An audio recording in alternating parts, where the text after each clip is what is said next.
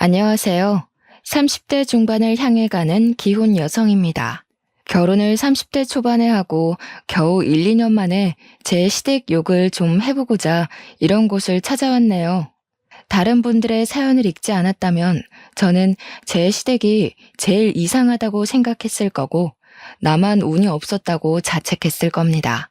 그런데 막상 다른 사연자들 얘기를 들어보니까 결혼하자마자 이혼까지 갈 정도로 고생하시는 며느리들 많더라고요.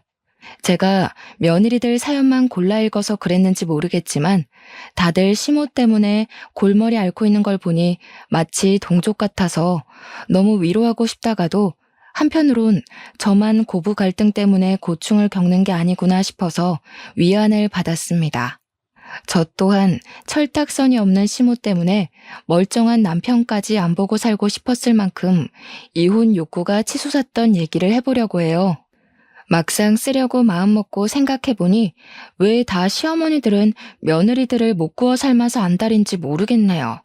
당연히 엇나가는 며느리는 잘못되었죠. 하지만 제 말은 왜 잘해보려고 하는 며느리까지 독성으로 만들어버리냐고요. 독한 며느리, 못된 며느리 하시는데 며느리들이 처음부터 그랬겠어요? 최대한 타협하려고 했을 거고 약간의 손해를 보더라도 시부모 잘 모시려고 했을 거라고요. 그런데 왜 자기 자식만 자식이라 생각하고 남의 자식은 하대하는지 모르겠다니까요. 며느리들이 왜 독하다 느껴지는 줄 아시나요? 다 살려고 점점 독해지는 겁니다. 시모가 욕하고 구박하는 거 무조건 견디고 이겨내야 될 의무는 없잖아요. 그분들도 며느리를 해보셨을 거 아니에요.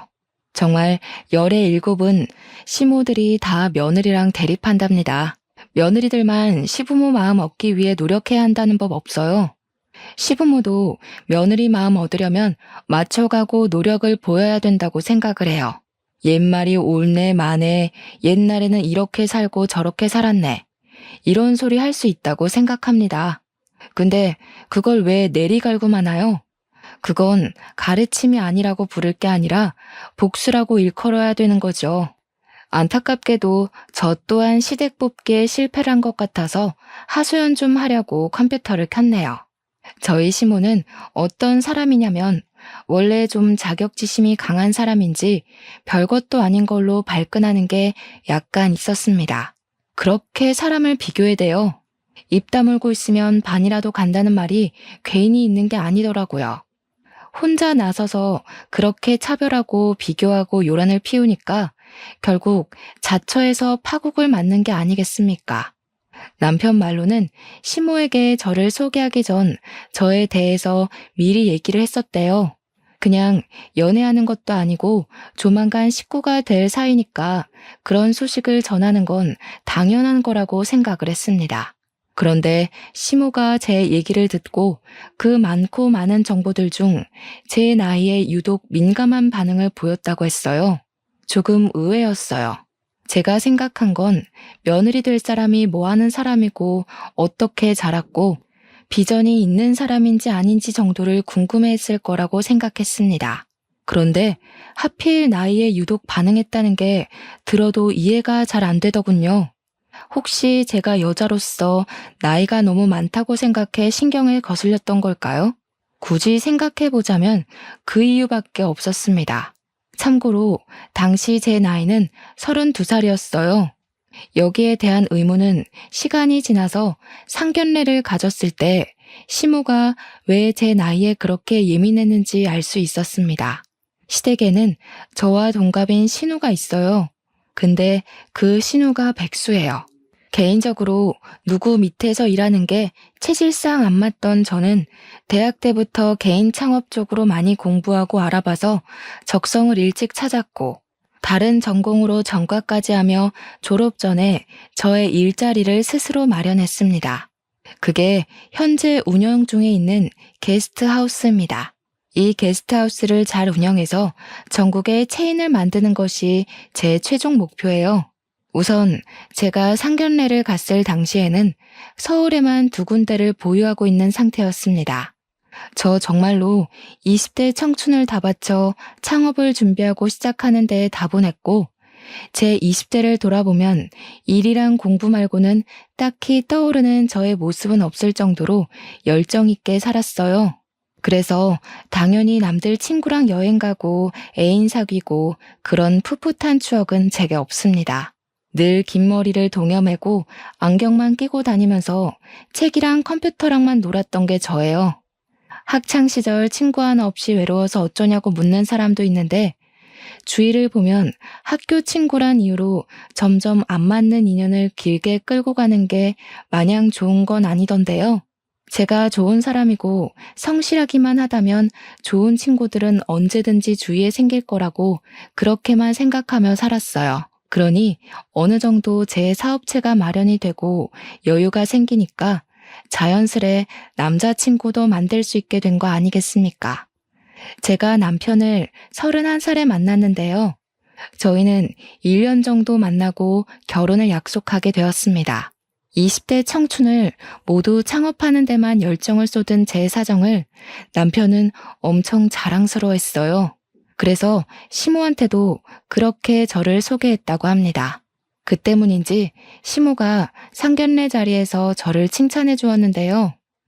분명 표정이나 말투는 칭찬이 맞는데 곰곰이 생각해보면 칭찬 같지 않은 뭔가의 기운이 느껴지더라고요. 따님이 참 대단한 것 같아요. 요즘 애들은 다 의지박약이라서 어린 나이에 오너 자리 서기 쉽지 않은데 어쩜 그리 독하게 성공을 했대요? 따님이 고집 좀 있는 편인가 봐요. 이건 칭찬일까요, 욕일까요? 솔직히 듣는 사람 입장에 따라 다르겠지만 일단 제 기분은 그다지 개운하진 않았어요. 시모는 한두 번도 아니고 상견례 내내 저런 식으로 저를 왕창 칭찬해주다가 마지막에 김 빠지는 소리를 꼭 보태었습니다. 그러면서 자기 딸인 신우에 대한 얘기도 굳이 갖다 붙이며 말했어요. 우리 효연이는 똑똑한 의대생이라서 내년에 졸업만 하면 유능한 의사가 될 애예요. 제 딴에는 그냥 내 자식 잘 먹고 잘 사는 것만 바라는데 애가 공부 욕심이 또 있더라고요. 누굴 닮아서 저렇게 기특한 짓만 하는 건지. 우리 딸애가 학교 다니면 그렇게 상을 받아오던데 의사 될 사람들이 학교 생활에 성실했다지요? 신우는 당시 백수이긴 해도 의대생이었습니다. 신우 나이가 저랑 동갑이라 했으니 32살이었죠. 그런데 아직도 학교를 졸업 못하고 의대생으로 있다는 겁니다. 뭐 사정이 있어서 휴학을 했다든지 늦게 입학했다든지 그럴 수는 있겠죠. 하지만 시모가 그렇게 학교 시절부터 의사 체질인 것 같다고 의사를 꿈꾸네라고 자랑을 할 거면 저랑 동갑인 나이에 의대생일 게 아니라 전문의 한 자리는 앉아 있어야 되는 거 아닙니까? 그것에 대한 후일담은 나중에 남편한테 물어봐서 듣게 된 건데요. 신우가 무슨 사정이 있는 건 절대 아니었고 그냥 단지 2년째 의사 국가고시를 떨어지고만 있다 하더라고요. 뭐 시무가 자랑하는 것만큼 신우가 의사 체질 같지는 않은데 원래 부모에게 자식 자랑은 나라 불문하고 공통점이니까 이해를 해줬어요. 다만 저랑 제 친정 부모가 궁금했던 건 신우 얘기가 아니라 저랑 결혼하게 될 남편의 얘기입니다. 그런데 상견례 진행하는 동안 주고받은 대화는 남편 얘기보다 온통 신우 자랑 얘기로 가득했어요.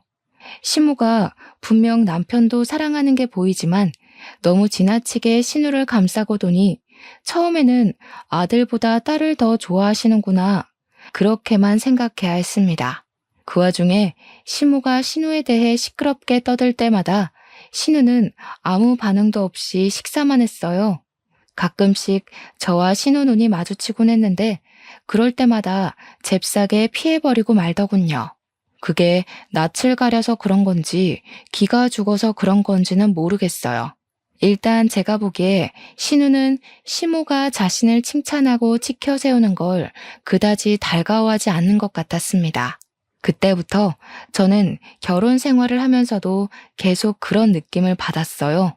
본격적으로 이 집안 사람들의 식구가 되고 나니 시모와 신우 관계가 좀 더 잘 보이더라고요. 시모가 은근히 자기 딸이 기죽을까봐 억지로 내세우고 최고라고 부담 주는 게 눈에 보였습니다. 물론 남의 집 사정인데 제가 궁금해해서 뭐 하겠습니까? 문제는 시모가 그렇게 신우자랑을 할 때마다 꼭 저를 끼워 넣는다는 겁니다. 시모는 상견례 때 제 칭찬을 남발하다가도 은근히 의사 될 신우보다 제가 못난 사람이라는 걸 엄청 주절거렸다고 했잖아요. 제 개인적으로는 안 하는 이만 못한 칭찬을 한다는 건 상대방을 견제할 때나 쓰는 화법이라고 생각하거든요. 그래서 상견례 때도 이 사람이 나를 견제하나 싶은 생각을 살짝 했었습니다. 그런데 제가 결혼을 하고 나서부터 그런 심오의 견제를 더 노골적으로 느꼈다는 거예요. 어느 날이었어요.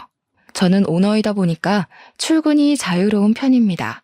그래서 늦잠을 자기도 하고 아침에 일어나더라도 개인 시간을 많이 보낸 뒤에 오후쯤에나 집을 나서요. 그걸 남편은 당연히 알고 있고 시댁에서도 제가 결혼하기 전에 말씀드렸기 때문에 모르지 않습니다.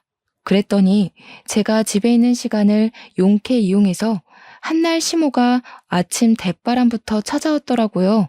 일단 연락이 없이 왔다는 게 좀 그랬는데 제가 더 당혹스러웠던 건 시모가 달고 온 신우의 존재를 봤기 때문입니다. 어머님? 연락도 없이 어쩐 일로 오셨어요? 바쁜 아가씨까지 데리고. 오실 거면 연락이라도 주시죠. 그랬으면 아침 준비라도 했을 텐데요. 할 말 있으니까 왔지. 내가 어디 심심해서 왔겠니? 난 남의 집 밥은 잘 안 먹는다. 커피나 한 잔 타와 봐라. 아침에 안 마시고 왔더니 기운이 영 없네. 아니 대체 이렇게 큰 건물에 왜 엘리베이터가 없는 거야? 그렇게 비싼 집이라고 떵떵거리더니 순뻥 아니야? 네, 저희 집 건물은 말 그대로 엘리베이터가 없습니다. 저랑 남편은 생활 운동을 좋아해서 일부러 아파트를 안 가고 5층 빌라를 선택했어요. 그래도 나름 집값은 높은 63평 고급 빌라입니다. 엘리베이터가 없다고 구시렁 많이 대시는데 그래봤자 겨우 3층이에요. 시모야 늙었으니까 골골댈 수밖에 없겠죠. 그렇다고 저희가 시모 기준 맞춰서 집을 구할 건 아니잖아요. 어쨌든 그렇게 우리 집을 갖고 욕을 하고 굳이 다리 아파하면서 여기까지 온 이유가 뭐냐면요. 이번에 무슨 하우스? 게스트하우스라고 했나? 그래, 그거 3개 준비 들어갔다면서? 아들한테 들었다. 그거 하면 돈이 그렇게 많이 되니? 그럼요. 요즘 관광객이 많으니까요. 게다가 코로나도 많이 잠잠해졌잖아요. 항공편도 거의 풀리고 날씨도 사계절 상관없이 화창한 날이 많고요. 관광객도 폭발적이고 놀러 다니는 사람도 엄청 쏟아지고 있어요. 방이 모자라서 예약도 다 못 받는다니까요. 그래? 그렇다면 여유 좀 많겠구나. 그럼 우리 효연이 학원 하나만 끊어줘라. 그 대신 내가 반찬 같은 건 만들어다 줄게. 너희들 맞벌이 하면 밥도 옳게 못 먹고 다닐 거 아니니? 우리의 의사 되면 너한테 다 갚아줄 거니까 투자한다고 생각해라. 시모가 찾아온 목적을 듣는데 저한테 돈 맡겨놓은 줄 알았습니다. 황당해서 선뜻 대답을 안 하고 신우랑 시모를 번갈아 봤어요. 그러니 그 옆에 잠자코 있던 신우가 말없이 제 앞으로 전단지 하나를 내밀더군요. 보니까 의사 국가시험을 위한 입시학원 홍보물이더라고요. 아, 그러니까 지금 이거 좀 저렴하게 표현해보자면 저한테 삥 뜯는 거잖아요. 신우 뜻도 잘 알겠고 시모가 뭘 원하는지도 충분히 알아들었습니다. 하지만 그걸 제가 왜 해줘야 되는지는 끝까지 이해하지 못했어요. 이렇게 뻔뻔한 사람들도 사실 처음 봤고요. 제가 일찍부터 오너 시장에 뛰어들면서 저보다 훨씬 사회 선배들이나 어르신들을 많이 만났었는데요. 솔직히 어리고 여자면 무시 많이 받는다고 하잖아요. 사실 저는 그렇게 차별을 겪은 적이 없어요. 제가 잘했기 때문인지 운 좋게 좋은 사람들만 제 곁에 엮여 있었던 건지는 모르겠네요. 여기서 분명히 말씀드리고 싶은 거는 시모같이 뻔뻔하고 염치 없게 부탁하는 사람은 처음 봤다는 거예요. 제 평소 성격은 상대에게 나쁘고 차갑게 말하질 못하는 타입입니다.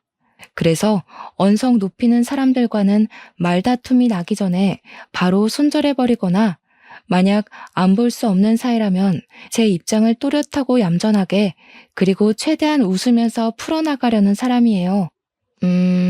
어머님이랑 아가씨 말씀 뭔지 알아들었어요. 돈이 필요하시다는 거잖아요.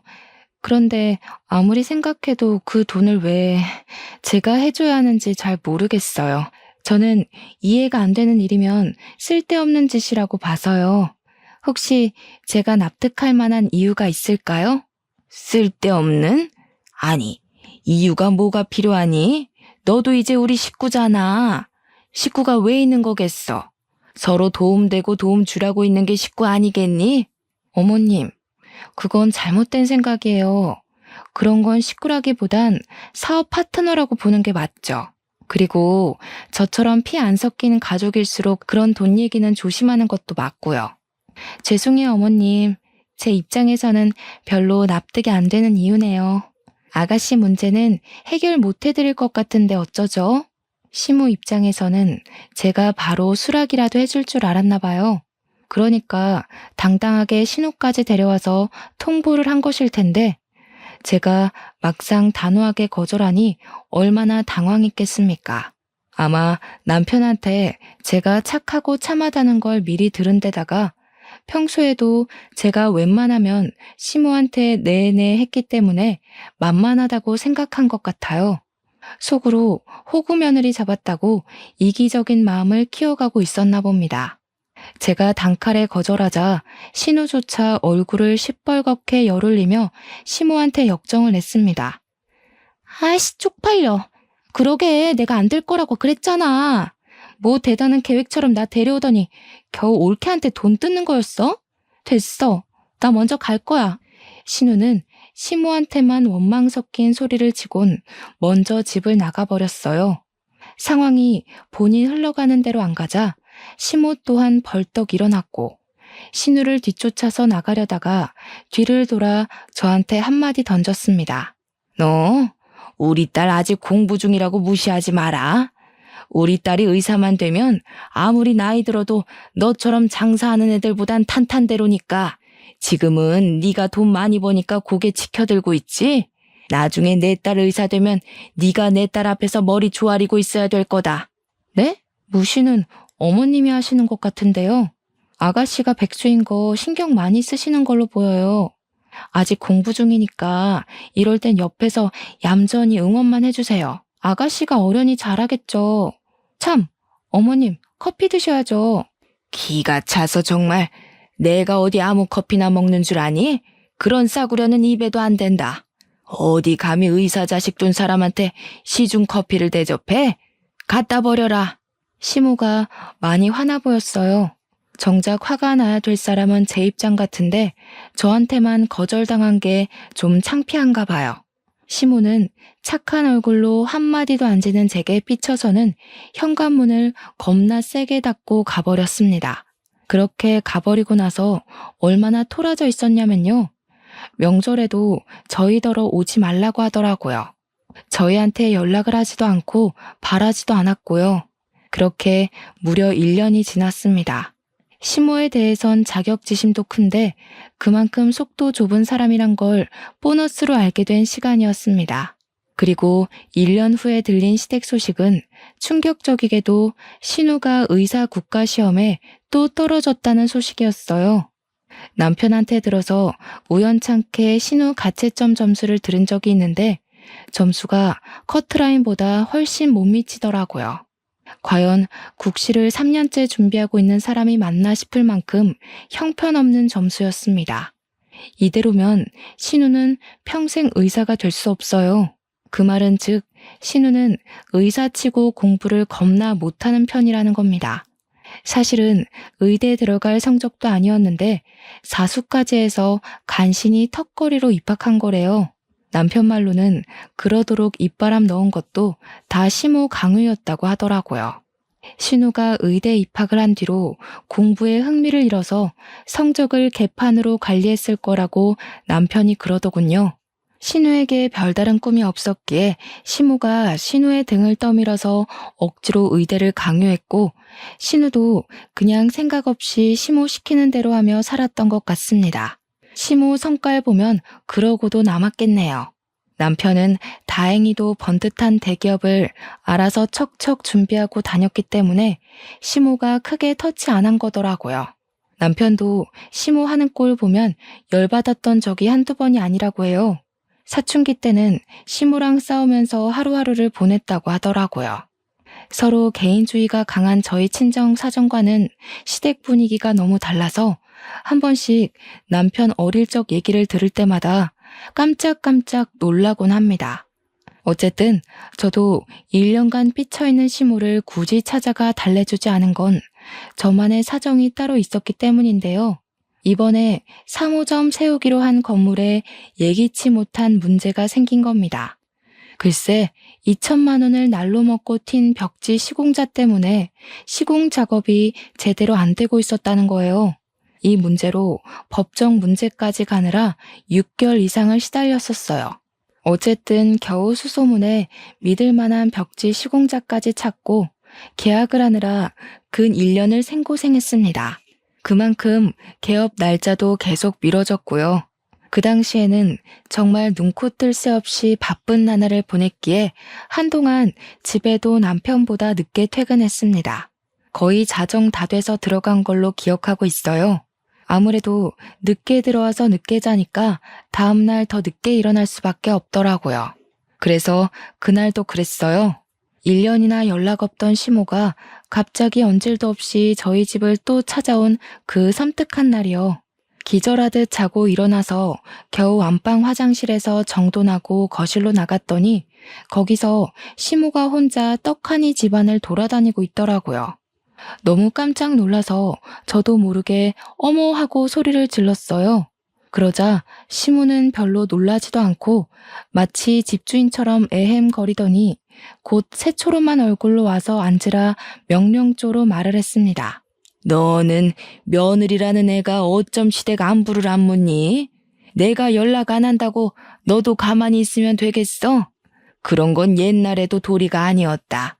어쨌든 내가 이런 소리나 하러 온 건 아니고 너 무슨 사기를 당했다면서?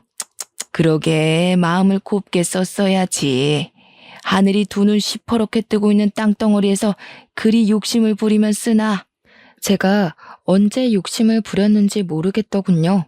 시모는 여전히 1년 전 그때의 토라진 감정을 유지하고 계셨습니다. 정말 지독하게도 소심하지 않습니까? 제 사정은 아마 남편한테 전해 들었겠죠. 남편은 근근히 시모가 불러서 시댁에 다녀오곤 했거든요. 제 꼴 보기 싫어했다던 시모의 말을 남편이 전해주는 덕에 저는 전혀 시댁을 찾지 않았을 뿐이에요. 그런데 이제 와서 먼저 안 달래줬다고 투정을 부리니 제가 인사말에 철딱선이 없는 시모라고 소개한 데는 이런 이유도 포함입니다. 네, 저 사기당했어요. 그래서 좀 피곤하네요. 어머님, 도대체 그런 사람들은 왜 사는 거죠? 어떻게 직접 노력해서 돈 벌 생각은 안 하고 염치 없이 빈대처럼 남의 돈만 호시탐탐 노리는 걸까요? 그런 새끼들은 정말 나가 죽어야 하는 것 같아요. 세상에 공짜 돈 안 좋아하는 사람이 어딨어요? 누구나 쉽게 살고 싶지만 적어도 남의 돈 삥 뜯지는 말아야 되는 거잖아요. 안 그래요, 어머님? 제가 울상을 지으면서 그동안 사기 때문에 속상했던 마음을 토로하자 시모는 제가 하는 거친 말투에 좀 놀란 것 같았어요. 그리고 또 뭔가 찔리는 게 있어서 크게 당황하는 것도 같았고요. 당연히 제가 사기꾼들을 가장해 시모를 저격했던 말이니까 찔릴 수밖에 없겠죠. 제대로 먹힌 것 같아 그건 좀 통쾌했네요. 시모는 제가 대놓고 울먹이고 있으니 기가 찼는지 몇 번을 헛숨만 뱉다가 입을 뗐습니다. 뭐 대단한 오너인 척 하더니 너도 허술한 건 매한 가지구나. 나이 좀 들더라도 차라리 제대로 준비해서 실수 없게 시작하는 게 낫지. 우리 효연이 봐라. 의사 공부 시작해서 아주 꼼꼼히 해내려고 학원까지 알아보고 다니잖니. 그러네요. 제가 오늘로써 더 제대로 정신 차렸어야 했는데. 어머님은 좋으시겠어요? 의사 자식 둔 엄마 되실 거잖아요. 그때까지 건강하게 살아 계셔야 해요. 혹시 아가씨 의사 된 거 못 보고 가시면 그냥 백수 딸내미 뒤치다꺼리 하다가 가는 셈이잖아요. 그건 제가 다 속상할 것 같아요. 뭐야? 너 무슨 말을 그런 식으로 하니? 지금 나 놀리는 거냐? 우리 애는 그냥 백수가 아니야. 무려 의사 준비생이라고 내가 몇 번을 말했냐? 시모는 딱 그랬어요. 저랑 신우를 계속 비교하면서 제가 잘 나가면 잘 나간다고 난리, 못 나가면 이때다 싶어 신우 치켜 세우느라 난리. 듣다 보니 어느 장단에도 맞춰드리면 안 될 것 같다는 확신이 들더라고요. 이런 열등감 심한 사람들은 귀찮다고 그 사람들 뜻대로 오냐오냐 받아주면 아주 신이 나서 더 엇나가요. 그렇다고 무턱대고 성질을 내버리면 오히려 저를 성격 이상한 사람으로 몰겠죠. 그러니 질질 끌면서 스스로 지치도록 그 열등감자가 저를 아주 미워하도록 계속 반대 의견을 내주는 게 은근 먹힌답니다. 다 됐고, 그래서 넌 우리 효연이 학원 끝까지 안 끊어준다는 거냐? 일이 벌 받았으면 마음 좀 고쳐먹지 그러니? 너 때문에 우리 딸 작년 시험도 떨어졌어. 그때 학원 등록만 했어도 내 딸 벌써 의사 됐을 거다. 참, 그래. 맞네요. 그때 어머님이 서로 돕는 게 식구라고 하셨죠? 지금 저 사기당해서 아가씨보다 제가 더 돈이 급하거든요. 먼저 저 돈 좀 도와주시면 제가 잘 돼서 다 갚을게요. 사기당한 돈 보상금 받으려면 수개월은 걸린다고 하더라고요. 돈 좀 주세요. 뭐야? 내가 너한테 돈을 왜 빌려주니? 우린 그런 돈 없다. 있었으면 내가 우리 딸한테 쓰지 그걸 왜 너한테 쓰겠어? 이유가 어딨어요? 우리 식구라면서요. 역시 어머님은 저를 식구로 보지 않는데 돈이 아쉬워서 저한테 식구 타령하셨던 거죠? 정말 너무하세요. 저는 어머님이 저를 호구로 보는 줄도 모르고서 어머님 잘 모시려고 했었는데. 그럼 저도 아가씨 백수꼴 유지하는 거 지켜만 볼래요. 저도 애 낳아서 제 애한테 써야 되잖아요. 제가 또 호락호락하지 않자 시무가 지금 자기한테 협박하는 거냐고 그러기에 저는 완강하게 손을 내저으며 그저 서운해서 그런다고 울먹거렸습니다. 기가 막히게도 남편이 잠깐 집에 들린다고 한 그 시간에 제 얼굴에 눈물이 또르륵 흘러내렸어요. 남편이 들어오자마자 울고 있는 저를 보더니 깜짝 놀라 시무를 나무라더군요. 내가 다른 시엄마들처럼 와이프 건드리면 안 참는다고 했지. 내 사람이라고. 엄마가 뭔데 내 사람한테 지적질이야? 그리고 매일 무릎 아프다는 사람이 엘리베이터도 없는 여기는 왜 자꾸 오는 건데? 당장 나가. 남편한테 쫓겨난 시모는 문 밖으로 밀려나면서까지 전혀 연기하는 거라고 고래고래 소리를 쳤고 제게 삿대질하면서 착한 가면 쓴 악마라고 저주를 퍼부었습니다. 시모의 견제질이 막을 내린 건 이로부터 2년 뒤인 신우가 간신히 국시에 합격하고 나서였어요. 참 오래 걸렸습니다.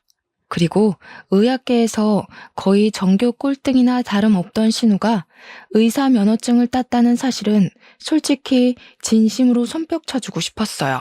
적성에 안 맞더라도 결국 해내고 마는 신우의 근성이 좀 대단하긴 하더라고요. 그 뒤로 시모는 의사 된 딸이 너무 대견하고 자랑스러웠는지 동네방네에 떠들고 다녔습니다. 얼마나 기다렸던 순간이었겠어요. 저희 친정까지도 초대해서 자랑하려고 안달이 났더라고요. 여기서 제가 빠지면 섭섭하겠네요.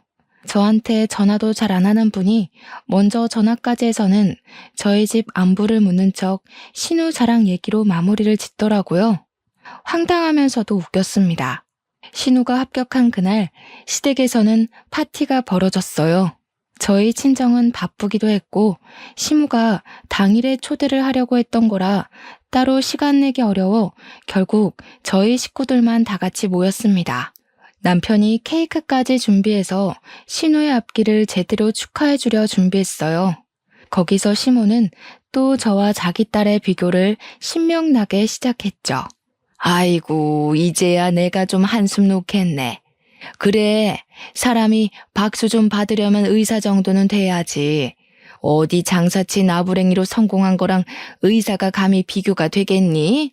아유, 자랑스러운 우리 딸. 내가 너 이렇게 성공할 줄 알았다. 엄마 말 들으면 자다가도 떡이 생긴다고 했지? 시모는 신우를 옆에 끼고 사랑스러워 죽겠다는 듯 엉덩이를 두들기고 난리가 났습니다. 시모 태도는 마음에 안 들었지만 신우가 의사 면허 딴 건 축하할 일이라 생각했기 때문에 저도 적당히 박수 쳐주며 맞춰주었어요. 또 그날이 지나면 더 이상 저랑 신우를 비교하면서 돈 달라고 억지 부리진 않을 것 같았거든요. 그런데 희한하게도 신우 표정은 막 기뻐 보이지가 않더라고요. 단순히 무표정인 수준이 아니었어요. 오히려 시모가 하는 칭찬을 기분 나빠하는 얼굴이었습니다. 자기가 원하던 길이 아니었기 때문일까요? 시모가 강요한 의사의 길이 마음에 들지 않았던 걸까요? 그냥 제 눈에는 신우가 금방이라도 의사하기 싫다고 때려치울 것 같은 모습처럼 보였습니다. 엄마는 네가 백수로 늙어 죽을까봐 얼마나 걱정했다고. 이젠 동네 사람들한테 내 딸 의사라고 자랑할 수 있어서 얼마나 좋은지 몰라. 너도 이제 시집 가면 알 거다. 어딜 가나 의사 며느리라서 감히 무시하는 곳 없을 거야. 엄마가 그 정도 미래까지 다 내다봤으니까 나중에 엄마한테 꼭 효도해라. 그럼 그동안 엄마는 제가 쪽팔려서 동네 사람들한테 말도 안 했다는 거네? 엄마가 공부하라고 해서 계속 공부만 하고 있었는데 속으로는 창피해 죽겠다고 생각했었나 봐? 어쩔 수 없지. 나이 35살 먹고 시집도 안 가고 직업도 없다고 하면 그건 그거대로 부모 얼굴 똥칠하는 거야. 그나마 내가 널 의사 공부한다고 말해놔서 얼굴 들고 다닐 수 있었던 거지. 네가 공부만 해서 잘 모르나 본데 세상은 아직도 학벌, 직업, 능력 이런 게 중요하다니까. 너무 고지식한 시모 조언에 저도 남모르게 불쾌했는데요. 그때 신우가 들고 있던 숟가락을 탁 놓으면서 방으로 쏙 들어가 버리더라고요. 그러면서 손에 뭘 들고 와서는 시모 앞으로 내려놓았습니다. 신우가 내민 종이 안에는 웬 식당 사업 계획서랑 2장의 사진이 붙어 있었어요. 그리고 뒤이어 나오는 말은 이 시댁을 쑥대밭으로 만들어 놓았습니다.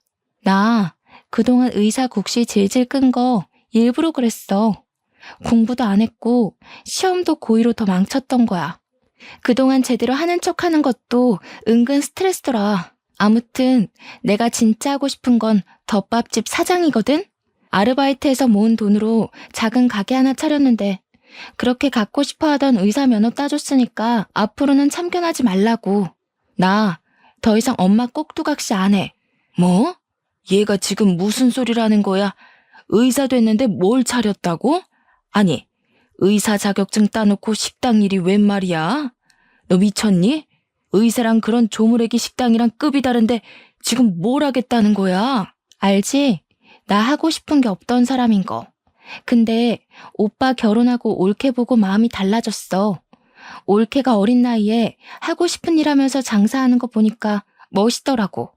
나도 내가 오너로 창업 성공해서 전국에 내 가게 확장하는 게 꿈이 됐어. 난생 처음으로 목적이 생기니까 진짜 떨리더라. 그러니까 그냥 응원해줘. 그 순간 식탁 위를 흐른 정적은 제 살결까지 소름 돋게 만들었습니다. 특히 시모 반응이 궁금해서 바로 쳐다봤더니 시모 얼굴이 완전 사색이 되어 있더라고요. 남편은 그 상황을 눈치 보고 있었고 저는 신우를 잠시나마 오해했던 게 미안해서 진심으로 신우의 꿈을 존경하듯 바라봤습니다. 그때 갑자기 시모가 찬 분위기에 찬물을 한 번 더 끼얹으며 비명을 질렀어요. 그러다 손에 들고 있던 종이랑 사진을 갈기갈기 찍기 시작했죠. 식탁 중앙에 있던 국자를 들고서 신우 머리통을 향해 냅다 던지더니 쌍욕을 하기 시작했습니다. 이 몹쓸년이 너 제정신이야? 음식점, 덮밥. 내가 대출까지 받아서 너한테 퍼본 돈이 얼만데. 당장 집어치워. 너 이 식당 이거 하면 나 2번 다시 너 안 본다. 쪽팔리게 덮밥 장사가 뭐야 덮밥이. 이럴 줄 알았어. 엄마한테 내가 딸이기는 해? 그냥 남들한테 자랑하려고 키운 딸이잖아. 잘 됐네. 나도 엄마가 다른 집 딸이랑 나 비교하는 거 진절머리 났었어. 그만 독립할게. 의사가 그렇게 좋으면 엄마가 공부해서 직접 의사하던가. 닥치지 못해? 뭘 잘했다고 눈 똑바로 뜨고 소리를 질러? 의사 직업이 어디 아무한테나 오는 행운인 줄 알아? 너 무조건 의사해야 돼. 의사 안 할 거면 이 집에서 나가. 나가라고 친히 말해주니 고맙네. 엄마한테 유일하게 고마운 건 그게 다야. 그동안 나도 창업 자금 모으느라 엄마 이용하면서 숙식 좀 했어. 그래서 의사 면허 따준 거야. 엄마 비 다 맞춰줬으니까 이 이상은 엄마 욕심인 거 알지? 참, 그리고 올케 나보다 잘 나가고 똑똑한 거 맞아. 괜히 자격지심 갖고 며느리 하대하지나 마셔. 신우는 왜 자기까지 나서서 올케 기죽이는데 일조해야 되냐고 성질을 내면서 자기가 맞았던 국자를 들고는 시무 주변 언저리로 집어 던져버렸어요. 날아오는 국자를 피하면서 시무가 시커패 비명을 질렀고 신우는 그대로 자리를 박차고 나가버렸습니다.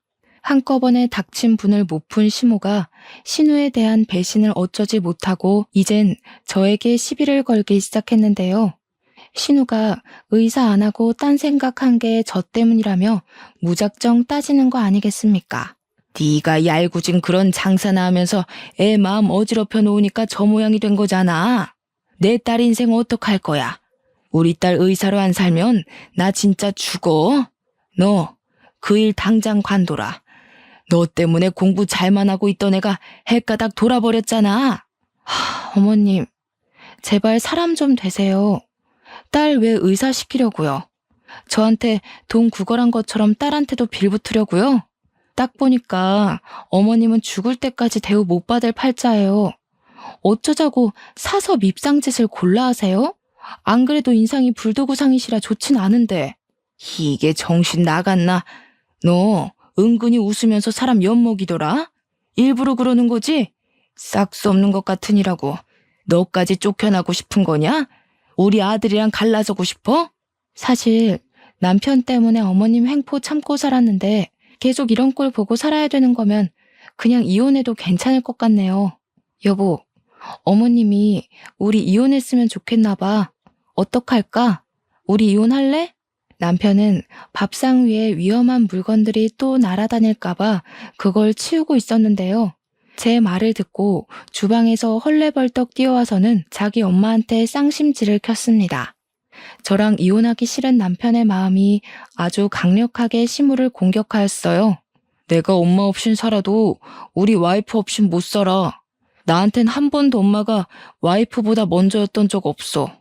엄마 때문에 와이프 다치는 순간 나는 바로 엄마 손절할 거야. 그러니까 시엄마랍시고 내 와이프한테 별 시덥잖은 소리 해봐. 이제는 나도 안 참을 거야. 남편이랑 살면서 남편이 고래고래 소리 지르는 건 처음 봤습니다. 남편이 저만 두둔하며 시무를 외롭게 만들자 시무는 역시 또 삐쳐서는 더 이상 대응 안 하고 방으로 쏙 들어가 버렸어요. 그 와중에 저는 안녕히 주무세요 라고 인사는 남겨드렸네요. 나름 파티를 했던지라 식탁이 아주 어질러져 있었는데 시부가 시무를 뒤따라 들어가면서 우리더러 상은 내일 치우게 두고 그만 집에 가서 쉬라고 하더군요. 그러면서 저더러 시무가 철딱선이 없어서 미안하다고 대신 사과를 해주었습니다. 시부가 방문을 닫고 들어가자마자 시부의 큰 호통이 거실 밖까지 들렸는데요. 시모에게 제발 철 좀 들라고 나이가 몇 살인데 아직도 어른답지 못하냐면서 혼을 내고 있었습니다. 시모 때문에 자기까지도 우리 앞에서 얼굴 못 들겠다는 시부의 말은 어딘가 모르게 지친 목소리가 묻어났어요. 남편이 아주 어릴 때부터 시모 성깔에 진절머리 내며 지냈다면 시부는 남편과 신우보다 훨씬 더 질린 상태로 살았으니 사실 그럴 만도 하긴 해요. 어쨌든 그 뒤로 남편은 혹시나 제 입에서 이혼 소리 나올까봐 엄청 눈치 보며 잘하고 있습니다. 사실 저는 남편이랑 결혼한 지 1년이 넘었는데도 싸운 적이 없어요. 그래서 남편만 생각했을 땐 이혼할 생각 자체가 없었습니다. 남편이 이렇게 눈치를 보는 건 다 시모 때문에 순간순간 제 표정이 돌변해서였을 겁니다. 시모는 삐치면 근 1년을 연락 안 하는 사람이니까 이번 해도 조용히 보낼 수 있을 것 같아요. 본의 아니게 시댁을 뒤집어 엎어준 신우 덕분에 저까지 한 해 더 편하게 생겨 좋긴 합니다. 그러게 우리 시모 마음 좀 곱게 먹을 것이지. 과한 욕심을 부리니까 이렇게 패가망신 꼴된 거 아니겠습니까? 자식 출세 욕심은 부모가 부리면 안 되는 거예요. 나중에 자식들이 크면 부모한테 반감 생긴다고요. 머리 커진 애들을 어떻게 감당하려고 시모는 계속 자기 새끼를 자기 손맛대로 주무르려 했을까요? 그러니까 현재 자식들한테 뒤통수를 맞은 거 아니겠습니까? 물론 신우도 참 대단합니다. 시모 꼭두각시로 살다가 꿈이 생기고 나서는 본인 돈 모으는 데 시모를 이용했다고 했잖아요. 자기 엄마가 얼마나 미웠으면 이용을 했다고 표현을 할까요? 의사 좋아하는 시모한테 의사 자격증을 덜컥 던져주면서 이거 먹고 떨어지라고 할 때는 정말 제가 다 소름이 돋았습니다. 도끼는 며느리에게만 있는 게 아니구나 싶었어요. 이래나 저래나 현재는 저희도 신우도 시댁과 왕래 없이 알아서 잘 살고 있습니다. 남편은 시모랑 말하기 싫다면서 안부 연락도 시부랑만 하고 있어요. 그리고 집 나간 신우 있잖아요. 신우가 개인적으로 제게 먼저 연락이 와서 저한테 사업 조언을 묻는다고 우리 집에 자주 찾아오거든요. 저랑 같이 우리 게스트하우스에 다녀오기도 하고 오너가 어떤 식으로 구조물 관리를 하는지 직원 관리나 필요한 협력업체 등등 전체적인 시스템을 어떻게 돌려야 하는지 제게 배우고 싶다고 솔직히 매일매일 만나고 있습니다. 그동안 제가 봐왔던 신우는 늘 영혼 없이 껍데기가 걸어다니는 것처럼 불행해 보였는데 이제야 신우가 어떤 사람인지 알겠더라고요. 진짜로 좋아하는 일 앞에서 신우는 마치 저의 열정 가득한 20대의 모습처럼 활활 타오르고 있었습니다. 30대 중반에 그런 열의를 가지는 게 쉽지 않거든요. 신우 보니까 저도 옛날에 노력했던 시절이 마구마구 생각나면서 진심으로 신우가 잘 될 수 있도록 돕고 싶었어요. 제 본점 옆에 신우 덮밥집 자리를 하나 알아보고 있거든요. 저희 게스트하우스 이용하는 고객들을 대상으로 할인 이벤트를 진행하면서 사업 파트너도 되어볼까 싶습니다. 가족끼리 서로 돕고 산다는 건 돈을 삥 뜯고 빈대처럼 바라기만 하는 게 아니라 이렇게 서로 윈윈하며 함께 손잡고 걸어가는 거라고 생각합니다. 제발 시무가 나중에라도 철이 들어서 자식들에게 진심으로 용서를 빌고 엄마로서 제대로 역할 노릇하는 사람이 되었으면 싶네요. 누가 그런 소리를 하더라고요. 다 큰 자식한테 옛날 같기를 바라고 뭘 해주기를 기대하면 안 된다고요.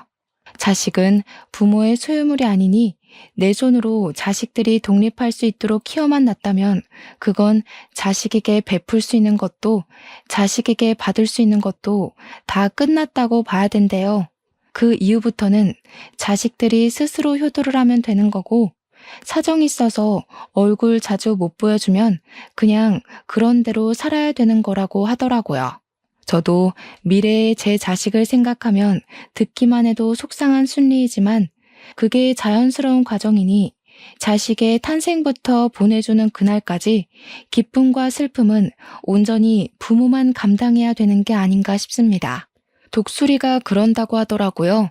새끼들 품어놓고 날지 못하는 새끼새를 절벽 아래로 그냥 밀어버린다고요. 새끼새들은 그렇게 날개짓하는 걸 배운다고 하더라고요. 그 순간 자식들이 독립을 하게 되는 건데 이런 부분은 어쩌면 우리 사람들에게도 한 번쯤 괜찮은 조언이 될 것 같습니다. 아, 그리고 내 자식 중요한 거 알면 제발 남의 자식 중요한 것도 좀 압시다. 나쁜 마음 먹고 살면 내 자식도 다른 누군가에게 똑같이 고통받습니다. 제 사연은 여기서 마치도록 할게요. 들어주셔서 감사합니다.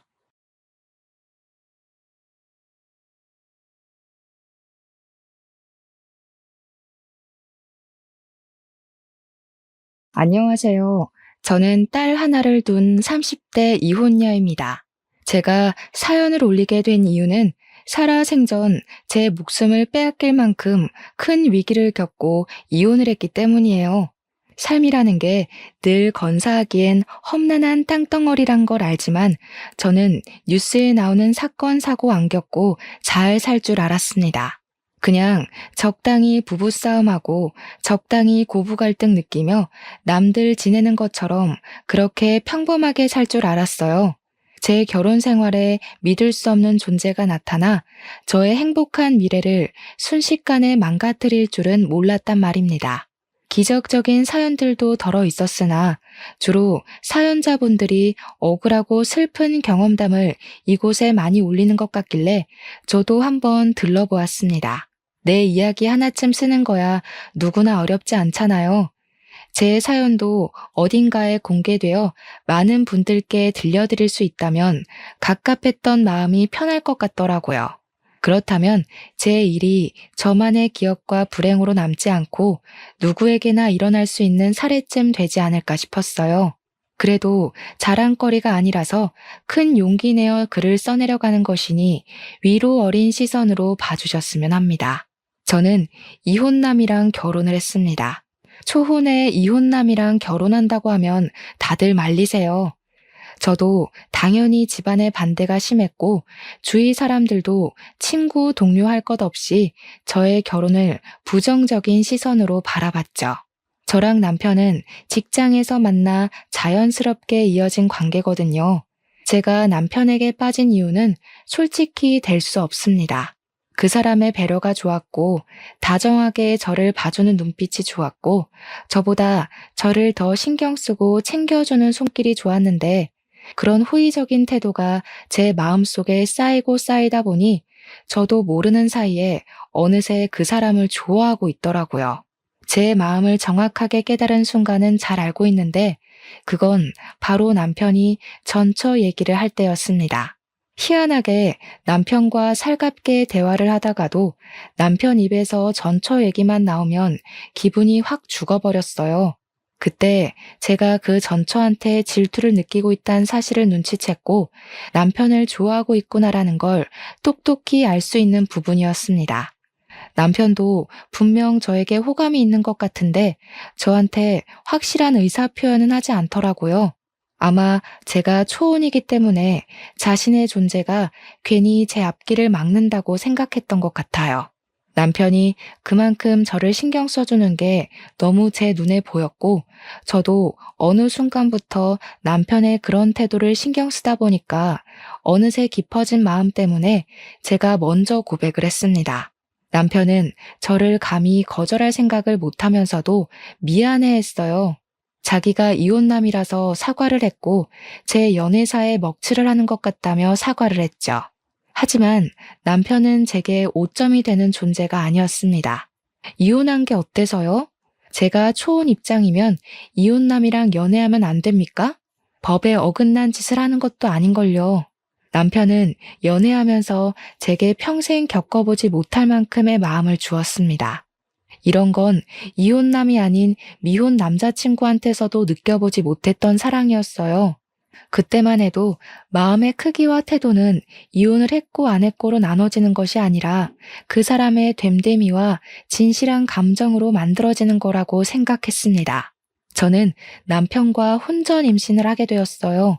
어차피 저희가 결혼 전제를 생각하고 있던 터라 임신을 축복으로 생각했고 망설임 없이 바로 결혼식 날짜를 잡았죠.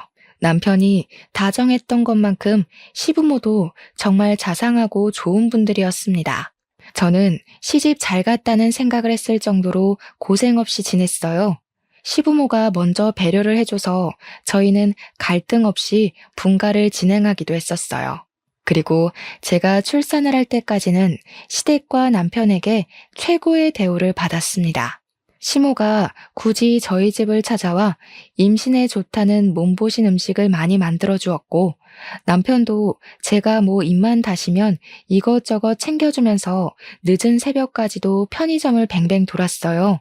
이런 집안을, 이런 남편을 누가 이혼 집안이라 욕을 하겠습니까? 초혼끼리 결혼을 한 제 친구들도 시댁이랑 남편한테 이런 대접은 못 받았답니다. 제가 아기용품 돈 들인 거 없이 시부모가 잔뜩 해주고 남편이 산책할 겸 친구들 만나서 놀다 오라고 용돈까지 준다고 하면 제 친구들이 더 자지러져요. 저 때문에 제 주변 사람들은 이혼한 사람들에 대한 편견이 조금 줄었었죠. 그야말로 저는 출산을 하기 전까지 최고로 행복한 며느리였고 최고로 사랑받는 아내였습니다. 하지만 역시 결혼이랑 풍습은 사람의 인간성을 제대로 밝혀주는 도구인 게 아닌가 싶어요. 다들 이혼을 하는 데는 그만한 이유가 있는 거라고 하잖아요. 물론 억울하게 이혼당한 멀쩡한 사람들이야 널려 있겠죠. 제가 말씀드리고 싶은 건 이혼 사유를 이유를 제 눈으로 직접 보고 제 귀로 직접 듣기까진 배우자의 말만으로는 신뢰해선 안 된다는 걸 이번 기회에 알게 되었다는 거예요. 당시 출산 임박 때까지만 해도 저는 푸근한 일상 속에서 아이가 태어나면 앞으로 더 기쁘고 좋은 일만 만들어주겠다고 나날이 다짐만 할 시기였습니다. 문제는 제가 출산을 하고부터 발생했어요. 단단히 마음먹었던 저의 알찬 책임감과는 다르게 제 인생 그래프는 서서히 내리막길을 가기 시작했죠. 저희 딸이 100일이 되었을 때였습니다. 그날 낮에 축하 파티를 하고 저녁에는 남편 친구들이 100일 선물을 사들고 집들이를 왔었어요. 결혼 전에도 몇 번 만나서 같이 인사 나눴던 적이 있었기에 아는 얼굴들이었습니다. 남편의 고등학교 동창이라서 서로 못 볼 거 다 보고 다 듣고 함께 큰 친구들이더라고요. 같이 어울려서 감사 인사를 전하고 싶었으나 저는 아기 때문에 간단한 술상을 차려주고 방에 들어와야 했습니다. 남편 친구들에게 받은 선물들을 풀어보며 딸에게 잘 어울리는 옷과 인형들을 가지고 제 아기랑 놀았어요. 그렇게 한 2~3시간이 지났을 겁니다. 아기는 애착 인형 하나 안고서 잠이 들었고 저도 슬쩍 졸릴 때였어요. 갑자기 밖에서 남편의 큰 목소리가 "우리 와이프!" 하고 소리를 치는 겁니다. 수저로 상을 두들기는 것 같기도 했어요. 사람이 왜 내 얘기를 하는 것 같으면 그 호기심 못 참지 않습니까? 남편이 제 얘기를 뭐라고 할까 궁금한 마음에 잠이 깨더라고요. 슬쩍 몸을 일으켜 방문을 열어봤습니다. 와이프가 나한테 연락 왔더라니까. 지가 뭔데 우리 딸 100일을 축하해. 내 딸 태어난 그날에도 그년이 나한테 문자했는데 뭐라는지 아냐? 나 안 닮아서 다행이라더라. 아빠 잃게 될 텐데 아빠 닮으면 서럽지 않겠냐고. 미친 거 아니야? 남편이 자꾸 와이프 거리면서 친구들한테 하소연을 하는데 저뿐만 아니라 친구들도 남편이 말하는 대상을 헷갈려하는 것 같았습니다. 저는 당연히 와이프라 해서 제 이야기인 줄 알았으나 친구들이 와이프 누구를 말하는 거냐고 묻는 소리에 남편 대답을 듣고 좀 당황했어요. 아, 누구긴 누구야. 내 와이프 모르냐? 심수와 그년. 걔 때문에 내 인생이 성할 날이 없다. 무슨 나 못 잡아먹어서 죽은 귀신이 붙었나? 자기가 자기 발로 집 나가놓곤 이제 와서 누굴 탓하는 건지 모르겠다니까. 심수아? 제 이름은 김옥연입니다. 그러니까 남편이 여태 와이프라고 칭했던 사람은 전처라는 거겠죠. 그 순간 서운하고 기가 막혀서 방문을 닫아버렸는데 제가 좀 세게 닫아서 아마 밖에서 다 들었을 겁니다. 그렇잖아도 떠들썩하던 분위기가 순식간에 팍 조용해졌더라고요. 그러나 전처 얘기는 그날뿐만이 아니었어요. 그 뒤로 남편은 술만 마시면 한 번씩 전처를 자기 와이프라고 일컬었습니다. 술 깨고 그 다음날 제가 그 사실을 콕 집어서 지적을 해주면 남편은 혼자 식겁해선 미안하다 사과하길 몇 번이나 반복했어요. 그러면서도 전혀 고쳐질 기미는 안 보였습니다. 당신 전처한테 미련 남았어? 내가 분명 조심해달라고 했잖아. 술 마실 때마다 같은 실수 반복하는 건 내 말을 귓등으로 듣는 거야? 아니면 전처가 그립기라도 한 거야? 무슨 그런 소리를 해. 나한테 전처는 끔찍한 존재, 그 이상도 이하도 아니야. 나한테는 과거 결혼 생활이 지옥이나 마찬가지였다고 했잖아. 내가 왜 자꾸 술 먹고 그러는지 모르겠지만 미안해. 근데 진짜 전처에 대한 마음은 이미 옛날부터 없었어. 제 대처법에 문제가 있는 건지 제가 계속 같은 말을 반복해야 하는 날이 늘어갔어요. 같은 문제로 서운함이 쌓이다 보니까 갈수록 더 심한 갈등이 생기더라고요. 그래서 남편이 먼저 다시는 술을 안 마시겠다고 다짐을 해줬고 그걸로 겨우 합의를 봤습니다. 물론 남편은 한번 갔다 온 사람이니까 와이프라고 부르던 전처를 착각하고 또 그렇게 부를 수 있다고 이해는 해요. 하지만 그게 술 먹을 때마다 반복이 된다면 좀 곤란하잖아요. 그것과는 별개로 저만 스트레스를 받는 거고요. 남편은 알아서 입 싹 닫고 군말 없이 금주를 하겠다고 해주니 저도 그쯤에서 한 발 양보해야 했습니다. 그렇게 시간은 또 좀 평화롭나 싶었어요. 그럴 리가 있겠습니까? 제 인생이 출산을 하고 내리막길을 내려가고 있다 그랬잖아요. 그날도 저는 여전히 내리막길에 서 있던 중이었어요. 남편이 출근한 날 제가 아이를 유모차에 태우고 잠깐 산책을 나간 적이 있었습니다. 벤치에 앉아서 아이랑 놀고 있는데 어떤 여자가 제 옆에 착석하더라고요. 그분은 반려견 산책을 나왔는지 유모차에 강아지를 태우고 있었습니다. 우리 딸이 그 새끼 강아지가 인형인 줄 알고 만지고 싶어서 손을 조물락거리길래 저도 그 강아지를 아른 채 했어요. 와, 강아지가 너무 예쁘네요. 이 정도면 겨우 4개월 정도밖에 안 됐겠어요. 저희 애도 강아지를 되게 좋아해서 집에 강아지 인형이 많아요. 인형 같은 강아지가 움직이니까 우리 딸이 이렇게 좋아하네요. 네, 그래봤자 아이만큼 예쁠까요? 보니까 확실히 부인을 더 닮긴 했네요. 그래도 이렇게 잘 낳고 잘 살고 계신 것 보면 강량철 씨가 아이 지우란 소리는 안 했나 봐요? 어때요? 남편이 잘해줘요? 그 순간 그 장소는 산책길이 아니라 무슨 차가운 빙판길과도 같은 느낌이었습니다. 강영철은 제 남편 이름이에요. 낯선 여자 입에서 남편 이름이 나오자 저는 그 여자가 누군지 왠지 알 것 같더라고요. 강영철 씨 전처되는 사람이에요. 남편분께 제 이야기를 들었는지 모르겠지만 그 사람 말 웬만하면 믿고 거르는 게 좋을 거예요. 진실한 게 전혀 없는 사람이거든요. 역시나 그녀는 내 남편의 전처였던 겁니다. 어떻게 전처가 우리 아파트 산책길에 있는 건지도 궁금했지만 그보다 제 신경을 더 쓰이게 만들었던 건 전처가 뒤에 한 말들이었어요. 애가 곧 돌이죠? 저도 아들이 하나 있었는데 돌도 못 보내고 죽었어요. 강씨 집안 때문에 제 애가 제 명에 못 살고 안타깝게 떠나버렸죠. 그 집안에선 절대 아이 무사히 못 키워요. 딸 안녕을 바라시는 거면 이혼하는 게 좋을 겁니다. 남편은 제게 분명 전처아이 사이에 아이가 없었다고 했습니다. 아이가 없는 건 맞는 것 같은데 그게 원래 착상 자체가 없었던 게 아니라 아이의 사망 때문에 자식이 없다고 했을 줄은 꿈에도 몰랐어요. 몰랐으니 당연히 아이에 대해선 더 물을 생각도 안 했고요. 이미 아이 여부 사실만으로 너무 놀라서 대답을 못 하겠는데 이혼을 하라니요. 강씨 집안에선 애를 못 키운다니요. 전혀 이해할 수 없는 말을 하는 전처의 발언에 저는 기분 나쁜 표를 내고 말았어요. 지금 무슨 말을 하고 싶은 거예요? 제 남편의 전부인 된다는 건 잘 알겠는데요. 아이를 잃은 건 정말 유감이지만 저한테 이런 말을 할 이유는 없다고 보는데요. 혹시 저희 집 뒷조사라도 했나요? 어떻게 찾아와서는 저한테 이런 말을 하는지 모르겠네요. 기분이 좀 나빠서요.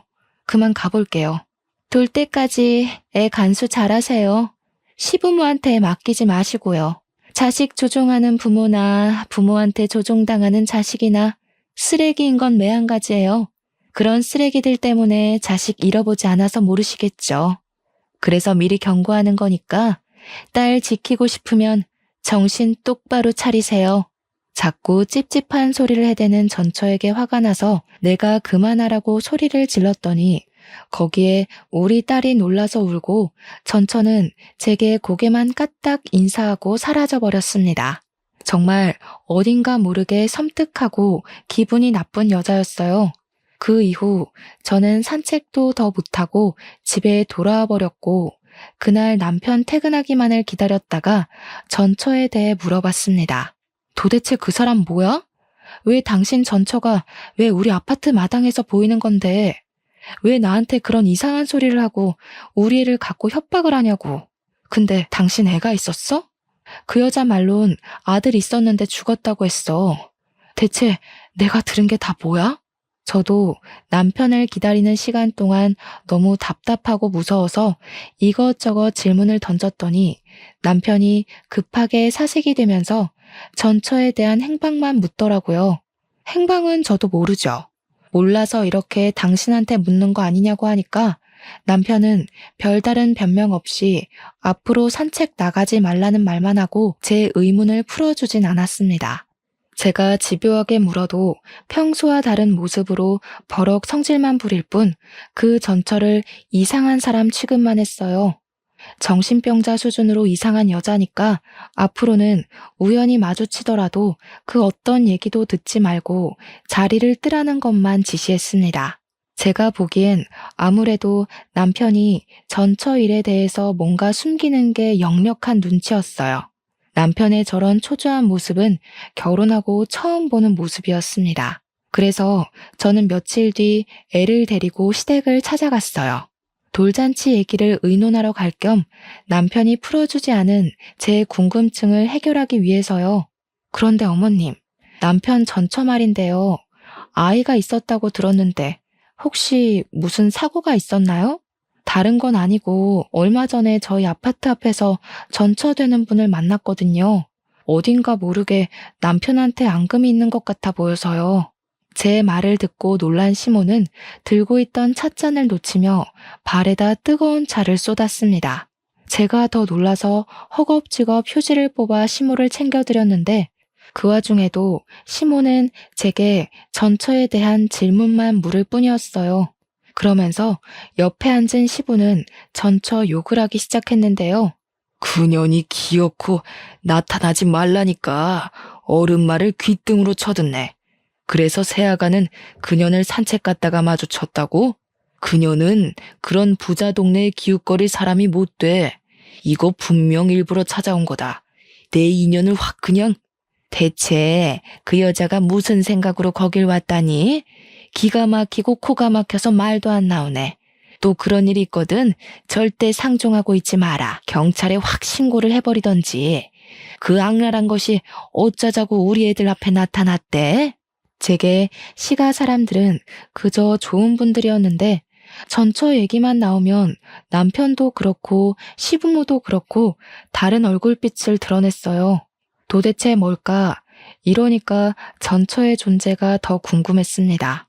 남편 말대로 전처가 정말 정신나간 사람이라서 이혼을 하고도 그렇게 앙금이 남아 복수심을 갖고 있는 건지 이 좋은 사람들의 속을 뒤집어 놓을 정도로 정신에 문제가 있는 건지 뭐든 알고 싶었어요.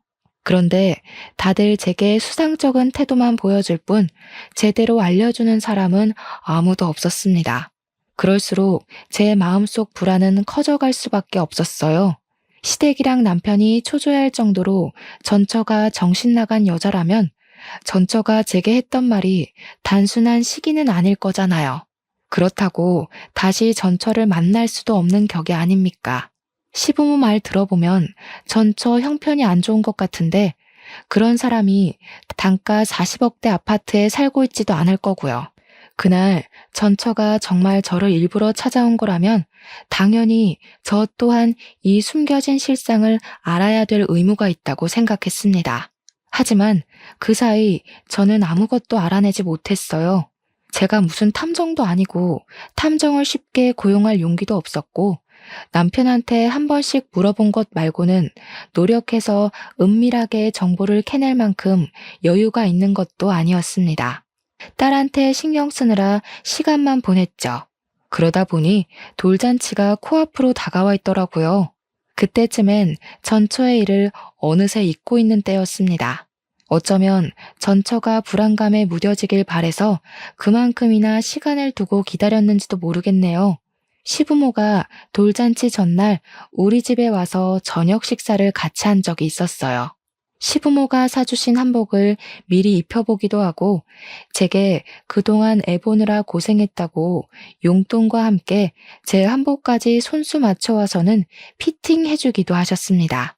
다들 분위기 좋게 식사를 즐기고 있었는데 그 타이밍에 택배 하나가 도착했는지 초인종이 울렸어요. 사실 당시 택배 올 게 없었던 걸로 기억을 해요. 게다가 저희는 택배를 시키기보단 주로 외출을 하여 직접 보고 만진 후 구매를 하는 편이었거든요. 택배 때문에 저희 집에 초인종이 눌려지는 경우는 극히 드물다는 겁니다. 그래서 저도 남편도 상당히 의아해했지요. 남편이 나서서 자기가 나가보겠다고 하고 현관문으로 나갔어요. 그 순간이었습니다. 무슨 소란스러운 소리가 갑자기 들리더니 곧 현관문이 닫혔어요. 그 소리를 듣고 식구가 모른 체 할 수가 있나요? 뭔가 싶어 주방을 나와 바깥을 내다봤는데 남편이 신발장 앞에 없더라고요. 저는 시부모한테 잠깐 아이를 맡기고서 현관문 밖을 나와봤습니다. 택배가 온 것도 없는 것 같은데 남편이 순식간에 사라지고 없길래 남편을 찾으러 엘리베이터를 타고 바깥까지 나와봤죠. 그러니 남편이 1층 주차장에서 누구를 부르면서 찾고 있는 겁니다. 남편한테 쫓아가서 여기서 뭐 하냐고 했더니 남편이 저를 보곤 깜짝 놀라더라고요. 왜 내려왔냐고 아무것도 아니니까 올라가라고 하는데 그러면서 남편이 몸 뒤에 숨긴 물건이 하나 있었습니다. 아무래도 아무것도 아닌 게 아닌 것 같아서 남편한테 숨긴 걸 내놓으라고 진지하게 말했어요. 남편이 머뭇거리길래 제가 빼앗듯이 그걸 쥐었습니다. 아주 두툼한 우편물이더라고요. 그 안에는 웬 아기 사진들이 잔뜩 있었습니다. 당연히 저는 모르는 남아였는데 남편만 이 사진에 유독 민감한 반응을 하더라고요. 남편의 수상한 태도가 제게 답을 알려주었어요. 이 사진 속 아이가 남편과 전처의 아들이라는 걸 눈치챌 수 있었죠. 이게 뭐야? 그 여자가 보낸 거야? 대체 이 여자 뭐 하는 사람이야? 이게 지금 뭐 하자는 건데? 지난번에도 나한테 이상한 소리를 하더니 이젠 우리 집 주소까지 알아내서 이런 걸 보내? 이거 우리한테 의도적으로 접근하고 있는 거 아니야? 신경 쓰지 마. 애가 원래 좀 정신이 나갔다고 그랬잖아. 내가 다 해결할게. 부모님만 두고 내려오면 어떡해. 애 울면 어쩌려고. 금방 따라 올라갈 테니까 얼른 가. 이걸 어떻게 신경 안 써. 잊을만 하면 그 여자가 나타나서 스트레스 받게 하는데 하루 이틀도 아니고 무려 시간을 두고 계속 이러고 있잖아. 이 정도면 이거 문제 있어도 단단히 있는 거야. 혹시 뭐 캥기는 거 있어서 말 못하는 거니? 아무것도 아니라니까 그러네 자꾸. 전처 얘기가 우리 관계에 낄 이유가 없어서 쓸데없이 입 놀리기 싫은 거라니까. 제발 당신까지 나 열받게 좀 하지 마. 정작 열이 받는 건 저인데 남편은 저 때문에 더 머리 아프다고 짜증을 내고 있었습니다. 솔직히 답답한 건 제 입장이 더 그렇지 않을까요? 저는 아무것도 모른 채 제 딸로 협박 비슷한 걸 당했고 남편과 싸우고 시부모님을 괜히 의심했었습니다. 불안을 잊을만 하면 다시 전처의 존재가 등장해 상처난 곳을 또다시 헤집어 놓으니 저까지도 미치고 팔짝 뛸 노릇이었어요. 그리고 그때였습니다. 남편이랑 신경전을 벌이고 있던 그 순간 갑자기 아이 울음소리가 들렸는데 저는 엄마니까 본능적으로 느낄 수 있었어요. 바로 우리 딸 울음이라는 걸 말이죠. 딸 기척을 듣고는 소리 나는 쪽으로 당장 고개를 돌렸더니 충격적인 광경이 펼쳐져 있는 거 아니겠습니까? 우리 집 베란다 창문 밖으로 누군가가 제 딸을 떨어뜨리려고 하는 걸 보고 말았습니다. 너무 놀라서 저는 손을 벌벌 떨며 비명을 질렀습니다. 다리에 힘이 풀려 중심을 잃었고 저를 급히 부축하던 남편도 우리 딸이 처한 광경을 목격하곤 크게 언성을 높였어요. 남편이 쌍욕을 하면서 심수와 어쩌고 저쩌고 하는 것 보니 저게 전처의 짓이라는 걸 알 수 있었습니다. 남편은 제대로 일어서지 못하는 저를 두고 급히 집으로 뛰어들어갔어요. 저도 죽을 힘을 다해 남편 뒤를 따라갔죠. 저희 집은 겨우 4층에 위치해 있었습니다. 평소에는 금방금방 다니던 엘리베이터가 그날따라 너무 느리게만 느껴지더라고요. 1초가 지날 때마다 심장 박동이 미친 듯이 빨라지는데 딱 숨이 막히기 직전 엘리베이터 문이 열렸어요. 저는 내내 눈물로 범벅된 얼굴로 떨리는 가슴을 부여잡고서 발만 동동 구르다 내렸습니다. 집에 다급하게 도착했을 때는 이미 전처가 도망가고 난 후였고 딸은 시모 품에 안겨 있었어요. 저는 그 순간 시부모에게 애 맡기지 말라는 전처의 말이 떠올랐습니다. 어머님, 우리의 일이 주세요. 앞으로 우리 애한테 되도록 손대는 일 없도록 해주셨으면 해요. 오늘 배웅은 못 해드리겠네요. 안녕히 가세요. 저는 당장 시모 품에 있는 우리 딸을 빼앗았고 울고 있는 애를 꼭 안으면서 좀 전까지 놀랐던 마음을 진정시켰습니다. 시부모가 제 돌발 행동에 많이 충격받은 듯 했어요. 그러거나 말거나 저는 우리 딸 잃은 줄 알았던 마음 때문에 모든 게 너무 무서워서 방으로 들어가 버렸습니다. 그 이후는 남편이 대충 시부모 달래서 집에 보내는 것 같았어요. 당장 다음 날이 돌잔치였는데 이게 무슨 재앙인지 모르겠더라고요. 저는 그날 밤 남편을 원망하면서 내내 두려웠던 마음을 토로하며 목소리를 높였는데요. 나 더는 못 참아.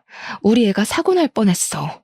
그런데도 당신이 나더러 상관없으니까 빠지라고 한다면 나 당신이랑 이혼할 거야. 그러니까 대체 뭐 때문에 전처가 아직도 이 난리인지 말해. 그 여자가 뭔데? 왜 우리 애한테 그런 짓을 하는 건데? 이유가 있을 거 아니야. 당신은 알잖아. 제가 너무 득달같이 달려들면서 서럽게 우니까 남편은 결국 과거의 일을 얘기해 주었습니다. 이혼 얘기까지 하니까 남편도 더는 감출 수 없는 부분이라고 판단했겠죠. 남편이 해주는 말들은 일반 상식선에서 이해하기 벅찰 만큼 충격적인 내용들이었습니다. 남편은 전처랑도 혼전 임신을 했다고 했어요. 그러나 전처가 유흥에서 일하던 여자였던지라 시부모의 결혼 반대가 심했고 남편도 전처랑 결혼까지는 원하지 않았다고 했습니다. 그래서 남편이랑 시부모가 전처한테 애를 지우라고 권유도 했었대요. 전처는 절대 애를 지우지 않았고 결혼을 하지 않는다면 남편 직장에 소문을 내서 남편 앞길을 막을 거라 협박을 했었다고 합니다. 결국 시부모는 둘의 결혼을 허락했다는데요. 전처의 형편이 안 좋으니까 시가의 합가로 시작을 했는데 시부모가 그 기회를 틈타 전처에게 그렇게 심한 시집살이를 일삼았다네요. 전처가 출산을 하고 난 후에도 시부모는 전처를 일관되게 하대했고 오히려 전처가 이 생활을 못 견디고 집을 나갈 수 있도록 남편한테 일부러 다른 여자까지 서슴없이 소개해주며 전처 마음에 불을 지폈다고 했습니다. 또 시부모가 남편과 전처 사이를 이간질도 해 남편이 전처를 안 좋게 보도록 만들었다는데 남편이 그걸 곧이곧대로 믿고는 전처에게 손찌검도 했다는 거 아니겠습니까? 그리고 애가 죽음까지 이르게 된 것도 애가 돌이 되기 전에 시부모가 전처를 강제로 떼어놓고 접종 마치러 가다가 사고가 난 거였고 웃기게도 시부모는 괜찮았는데 아기만 세상을 떠나게 된 경우였다고 합니다. 남편 말로는 아마 아이가 죽고부터 전처가 미쳐서 지금까지 이러는 것 같다고 했습니다. 그 소리를 죄인이 된 것처럼 얘기를 하는 남편을 보면서 저는 처음으로 남편이 인간 아니라는 생각을 했어요. 제가 알고 있는 다정한 남편이 가면이란 걸 알았고 인심 좋은 시부모의 존재가 거짓이라는 걸 알았습니다. 이들은 언제든지 괴물이 될 수 있는 호르몬을 감추고 있을 뿐 언젠가 제가 마음에 들지 않는다면 변할 겁니다. 저희 친정 형편도 마찬가지로 어려워지게 된다면 전처에게 했던 것처럼 제게도 괴물 같은 모습을 보여줄 수 있는 사람들이었어요. 결국 저는 남편의 되바라진 인격을 참지 못하고 뺨을 날렸습니다. 설마 우리 집이 넉넉하게 살아서 나한테 일부러 접근한 거였니? 네 전처가 가난한 술집 여자라서 어머님 아버님이 쫓아낸 거라면 나는 어머님 아버님이 좋아할 것 같은 집안이라서 계산적으로 접근했단 말밖에 더 돼? 아니야. 내가 그런 수고스러운 짓을 뭐하러 하겠어. 내가 이럴 줄 알고 전처 얘기 안 하려고 했던 거라고. 너한테는 진짜 진심인데 네가 이렇게 오해할 게 뻔하니까. 나는 이제 당신을 모르겠다. 근데 웃긴 게 더는 당신 사정 알고 싶지도 않아. 이제 와서 결혼을 물을 수도 없으니까. 저 여자 더는 못 날뛰게 당신이 제대로 해결해. 한 번만 더 내 딸 위험하게 만들면 나 더 이상 당신 진심 같은 거 안 믿어. 그러곤 저는 그날 각방을 썼습니다. 제가 알던 남편이 아니란 사실을 자각하고 나니까 차마 남이랑 한 입을 덮는 것 같은 기분이 들어서 합방을 못 하겠더라고요. 그렇게 냉전인 상태로 다음 날이 왔고 저는 어쩔 수 없는 돌잔치를 위해 힘내서 움직여야 했습니다. 예약해놓은 식장으로 갈 때도 남편 차에 동승하면서 한마디도 안 하고 창밖만 보았어요. 잔치 장소는 산 배경이 예쁘게 보이는 야외였습니다. 시부모가 강아지 좋아하는 우리 딸을 위해서 강아지 인형 잔뜩 깔아주고 올라탈 수 있는 모형까지 만들어 잡아준 곳이었어요. 비록 전날은 해괴망측한 일들 때문에 기분이 안 좋았지만 그래도 우리 딸이 강아지 인형 사이에서 화사하게 웃고 있고 사람들에게 예쁨을 받고 있으니 제 기분도 조금 풀리더라고요. 하지만 문제는 어딘가 모르게 계속 불안했던 제 감정이 결코 기분 탓이 아니었다는 것입니다. 그것은 곧 일이 터질 거라는 징조나 다름이 없었고 그 사건은 우리 딸만 강아지 모형 의자에 앉혀놓고 사진을 찍어야 할 때 터지고 말았어요. 누군가 불이야 하고 소리를 지르자 순식간에 분위기가 웅성웅성 산만해졌습니다. 그리곤 사람들이 가리키고 있는 방향을 보니까 정말로 불이 번지고 있더라고요. 그것도 우리 딸 쪽으로 길게 뻗어오는 불줄기였고 그걸 미리 확인한 남편이 잽싸게 우리 딸을 챙겼습니다. 그리곤 다들 서둘러 사람들을 대피시켰죠. 잔디 위라서 불길이 번지는 건 한순간이었어요. 모두가 잽싸게 그 장소를 피해서 도망을 갔고 시부모랑 친정에서 119에 급하게 신고를 했습니다. 다행히 모든 게 빨리 발견되는 덕에 인명피해는 없었어요. 그런데 딸이 가장 아끼는 인형이 불길 속에 떨어져 있었습니다. 딸이 용케도 자기 물건을 알아보고 막 울기 시작했는데 감히 그걸 도로 가져올 수 없을 만큼 순식간에 불길이 휩싸였어요. 대체 이게 어떻게 된 일인가 했더니 나중에 경찰이 우리 앞에 잡아온 전처를 보여주면서 모든 것이 상황 파악되었습니다. 저는 또 한 번 내 딸에게 위험이 닥쳤다는 생각에 눈에 뵈는 게 없는 상태였어요. 전처의 존재를 보자마자 물불 가리지 않고 다가갔고 전처의 귀싸대기를 강하게 때렸습니다. 대체 우리한테 왜 이래? 당신 개인적인 복수심을 왜 내 딸로 장난질하는 거냐고. 당신이 억울하고 분하면 내가 내 자식까지 바쳐야 돼? 나한테 이럴 게 아니라 그쪽이 남자 잘못 만난 탓을 해야죠. 나는 저 사람들이 잘 먹고 잘 살도록 못 내버려도 내 아들이 왜 죽었는데 네 애가 어떻게 죽었는지 알면 남의 자식한테 이러면 안 되지. 어떻게 아이 잃었다는 엄마가 똑같이 끔찍한 짓을 저지를 수가 있어. 당신은 당신 아들을 2번 죽이는 거나 다름없다고. 그쪽이 그렇게 원망하는 사람들이랑 다를 게 뭐야. 제가 울분을 토하며 고함을 지르자 전처는 자신의 잘못을 알고 눈물을 흘리면서도 시부모와 남편을 노려봤습니다. 그러면서 저들이 자신의 아이를 죽이고도 아무 일 없었던 척 행복한 게 너무 싫었고 목숨 걸고 복수를 하고 싶었다고 했어요. 그것에만 미쳐있다 보니 죄 없는 내 생각까진 미처하지 못했다며 결국 미안하게 되었다고 사과를 했습니다. 전처의 마음을 아예 이해 못하는 게 아니라서 저도 속이 미어 터질 것 같았어요. 진짜 괴물은 전처가 아니라 시댁과 남편인데 이 사람들 때문에 전처도 괴물이 될 수밖에 없었다는 걸 알아서 이해해주고 싶었어요. 하지만 내 딸 생각하면 결코 용납할 수는 없는 짓이었죠. 그 사이에서 저는 그 누구에게도 원망하지 못해 감정조차 제대로 표출할 수가 없었습니다. 그러자 그때 시부모랑 남편이 뒤늦게 전처 앞에 와서 사죄를 하더라고요. 민재 어미야, 우리가 잘못했다. 그날 그건 정말 사고였어. 물론 우리가 민재를 억지로 떼놓은 건 용서받지 못할 실수였다는 거, 그거 인정해. 그렇다고 죄 없는 내 손녀가 어른들 복수 때문에 피해보는 건 아니지 않니? 제발 그만해라. 너 때문에 우리 충분히 피말랐어.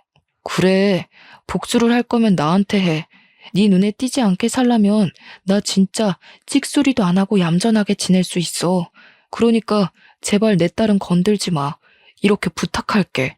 시부는 끝까지 전처를 외면하고 있었고 시무랑 남편이 나름 진심을 담아 사과를 했지만 저는 알고 있었습니다.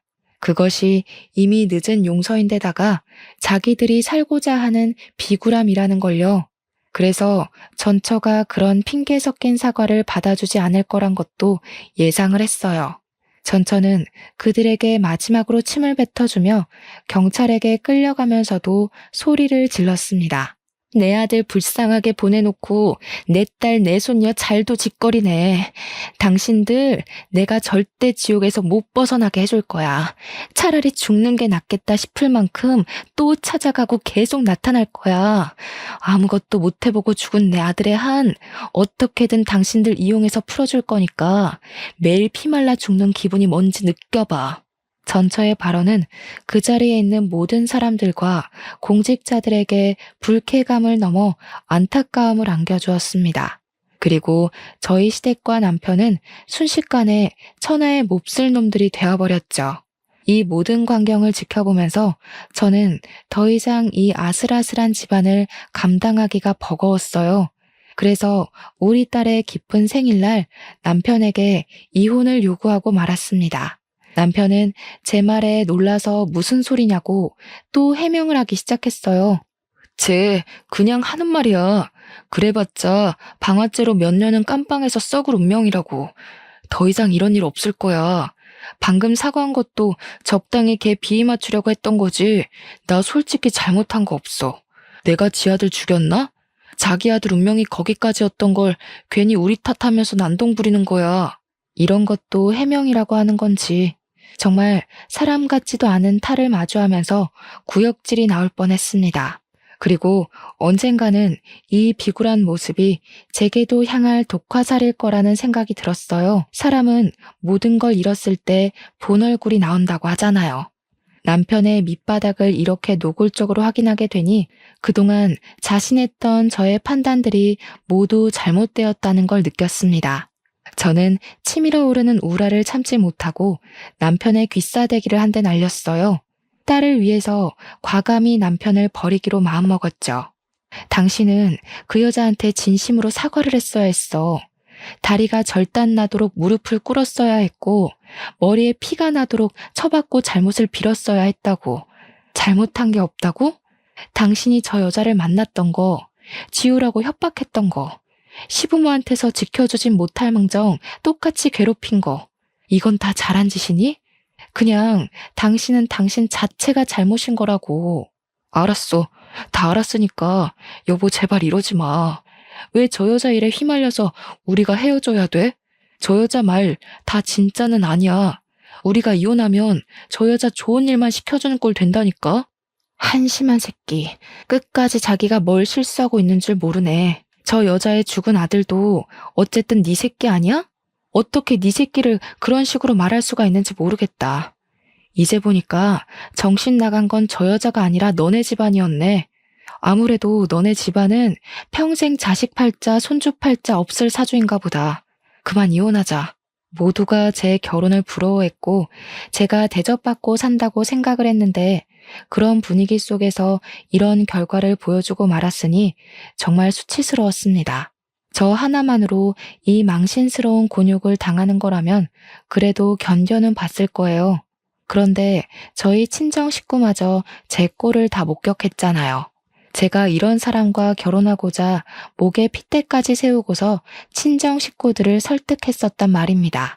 주위에 남편 같은 남자 없다고, 시부모 같은 부모님 없다고 그렇게 자랑을 했는데 참 꼴이 우습게 되어버렸어요. 그래도 친정은 친정이라고 오히려 저를 걱정하는 눈빛을 보내주고 있더군요. 남편뿐만 아니라 시모까지 제게 매달려 사죄를 바라는 상황에서 저는 그만 제 입장을 꺾어야 할 때라는 걸 알았어요. 이혼한 데는 다 그만한 이유가 있다며 제 결혼을 말려줬던 수많은 사람들에게 미안하다는 말 대신 행동으로 보여줘야 했습니다. 네가 우리 딸이 진정으로 행복하길 바란다면 평생 네 아들 외롭게 보낸 죗값 감당하고 속죄하면서 살아. 너희 집은 평생 갱생 못할 짓을 저지른 거야. 나는 내 딸을 그런 소름 끼치는 집안의 핏줄로 키울 생각 없어. 네가 실수한 게 맞고 내가 그걸 안 이상 당신들은 나한테 그냥 쓰레기일 뿐이야. 저는 그대로 친정 식구들을 따라 돌아섰습니다. 저를 끝까지 붙잡으려는 남편을 발로 차버리고 친정차를 타고서 친정집으로 향했어요. 집으로 돌아가는 동안 엄마의 위로를 받으면서 얼마나 울었는지 모릅니다. 딸은 그새 얼굴에 검은 잿가루가 묻어 있더라고요. 부모 잘못 만나서 겪지 않아도 될 위험을 겪은 제 딸에겐 또 얼마나 미안했는지. 제 딸이 그날 이후로 강아지를 안 좋아합니다. 움직이는 강아지를 볼 때면 기겁을 하고 울기도 해요.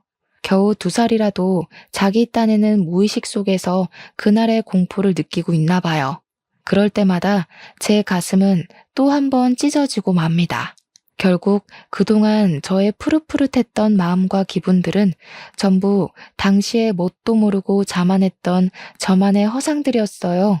지난 날이 무척 후회스럽고 제 불찰을 매번 탓하고 있지만 그래도 이번 경험 덕분에 저의 좁았던 시야가 넓어지면서 한층 더 성숙한 어른이 되긴 했습니다.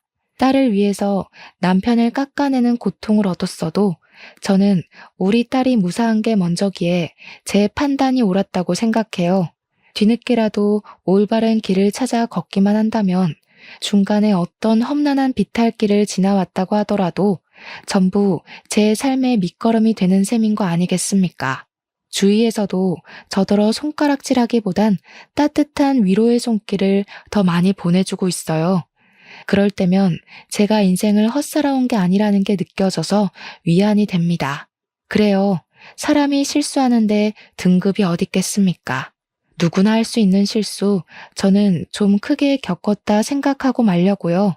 저는 더 단단해진 발바닥에 굳은 살을 달고서 우리 딸을 무사히 키워내기 위해 어떤 길이든 걸을 것이고 길을 잃더라도 반드시 바른 길을 다시 찾도록 노력하는 엄마가 될 겁니다.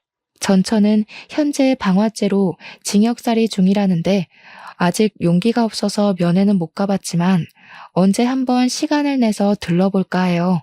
다들 오지랖이라고 생각할 수 있겠으나 전처의 사정을 알고 있고 억울하게 죽은 아들을 잊지 못하는 엄마의 감정을 알 것만 같아서 그 사람이 계속 지옥에 살고 있는 게 마음에 걸리더라고요. 제가 뭘 어떻게 하겠다는 건 아니고 그냥 엄마 대 엄마로 한번 만나보고 싶을 뿐이네요. 물론 이마저도 언제 용기를 내서 다녀올진 잘 모르겠습니다. 아마 제가 마음의 정리를 끝내고 여유가 생긴다면 가능하지 않을까 싶어요. 아무튼 평범하게 살고 싶었던 평범한 애엄마의 하소연을 한번 써봤습니다. 다들 무탈하고 심심한 내 시간에 항상 감사하며 지내셨으면 좋겠어요. 우리는 불운을 운 좋게 비켜가고 있을 뿐 언제 어디서 불운이 닥칠지 모를 운명이라는 걸 기억하면서 말이죠. 제 사연은 여기서 마무리하겠습니다. 들어주셔서 감사합니다.